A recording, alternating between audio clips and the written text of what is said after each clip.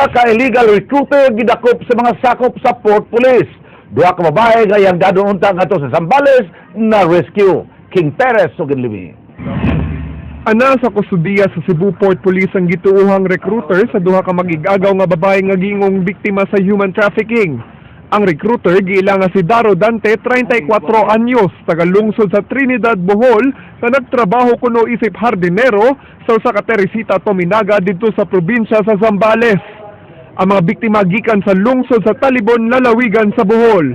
Nadakpan siya kaganihang buntag ug na-rescue ang usa ka 22 anyos nga babae nga adunay problema sa pangisip. Samtang ang laing 17 anyos nga menor de edad nga babae nakuha sa mga kabanay ni ini kagabi. Mularga unta sila padung sa kauluhan kaganihang alas 12 sa udto. Daling nakigalayon ang Port Police sa barko nga sakyan unta padung sa Manila. Matud sa amahan sa biktima, wa mananghid ang iyang anak nga mukuyog sa iyang igagaw ug sa recruiter. Tuma sa istorya, gihapot mo lang ko sa Talibon. Dahil nakasulti. Nga diha yung kauban, nga ang imuhang anak, sorry kuyog sa iyang pagumangkon. Usa sa gihuptan nga ebidensya sa kapulisan ang usa ka text message nga nadawat sa recruiter nga nangutana kung gwapa ba ang mga dala ni ini. Ay sama sa text niya, kaya ang cellphone, gikuha sa pulis. Mga gwapa ba kung dala niya? Unsa may buti pasabot nga, mga gwapa man kung mo dala. Amo dyan sa sakado kaso.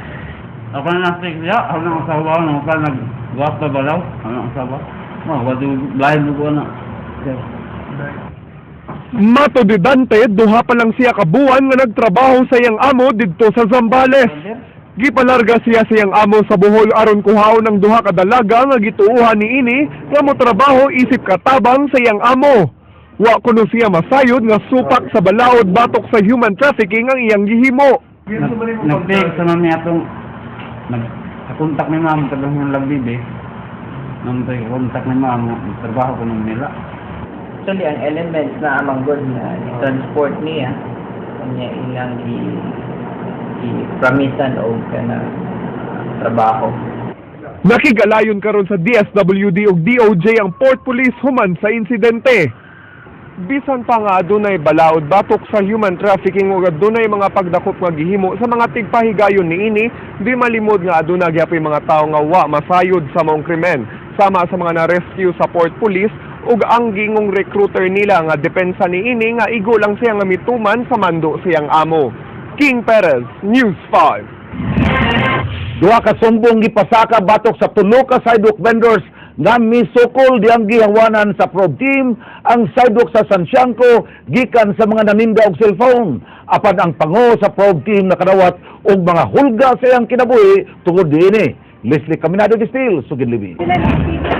Nakadawat og hulga ang pangu sa probe og demolition team sa Dakbayn sa Sugbo human sa naitabong gubot sa paghawan sa sidewalk sa dalan sa Sangko nga gitindahan og mga cellphone. Matud ni Raquel Arce, bisan sa kakuyaw ni ini wa kini niya panumbalinga tungod kay mas daghan ang nakauyon siyang gihimo. Lots. I have lots, pero dili na siya bag-o nako. I have lots, pero wa nako gi-focus on the Muslim lang ang akong threats ha. Daghan man tag trabaho sa atong trabaho daghan tag nayatakan. Although kahibaw sa ko nga kung atong i-ratio pila lang ni sila nga akto ang napasakitan kaysa mga tao nga ni admire o ni daig sa ato ang maayong gibuhat, no. So ang ako lang is ang atong gibuhat para sa kayuhan sa kinabag-an, dili sa kapipilalangan ng inabuhi, no. So hinaut unta nga masabtan nila akong trabaho. Nang hinaot si Arce nga masabtan unta ang iyang gitrabaho nga gitahas kaniya sa pagpatuman sa balaod. Giklaro usab ni Arce nga wa siya gihatagan og pabor siyang pagpatuman sa balaod. Guys nako, kung nianhi mo sa siyudad sa Sugbo para manginabuhi sa saktong lugar, sa saktong oras, then pwede mo manginabuhi, pero dili nga mangharas mo, mang-intimidate mo og mga enforcers. Wala ko yung discrimination as to the race, as to the culture.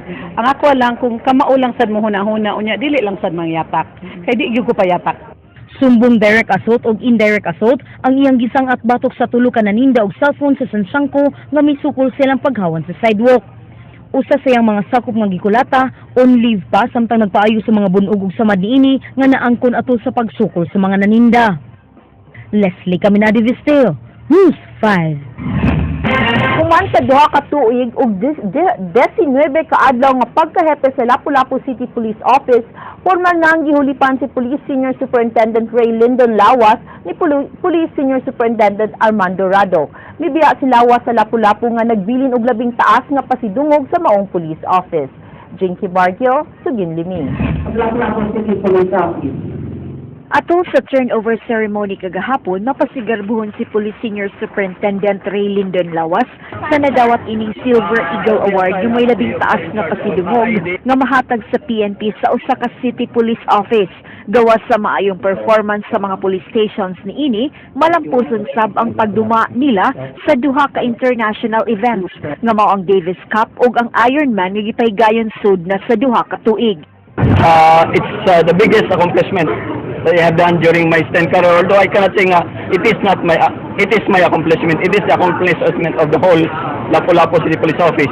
Kay tinagim ko na ng sa performance governance system, all the other accomplishments that we got are summed up, giusa na siya tanan.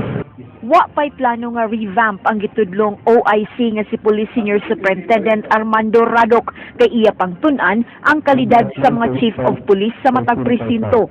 Gipasalig ni ini nga tiwason ang mga programa ni Lawas nga good governance alang sa syudad sa Lapu-Lapu. Si Lawas mao nang bagong hepe sa Regional Investigation and Detective Management Branch. I should say with the support sa mga tao, of course this is just a matter of managing all these things. I've been assigned as Chief of Police in different areas.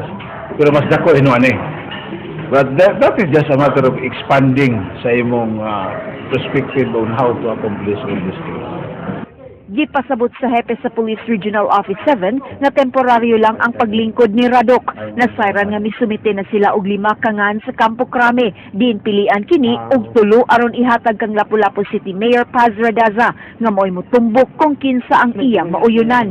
Dugang sa Regional Director sa PRO 7 nga siya ang mi-appoint kang Radok. Isip OIC sa kapulisan sa Lapu-Lapu kay dako ang iyang pagsalig sa abilidad. Gusto ko naman kung paano magtrabaho si Senior Superintendent Rado. Nakatutok din naman siya sa trabaho eh. Of course, mahirap talagang sundan yung accomplishments ni Senior Superintendent Lawas.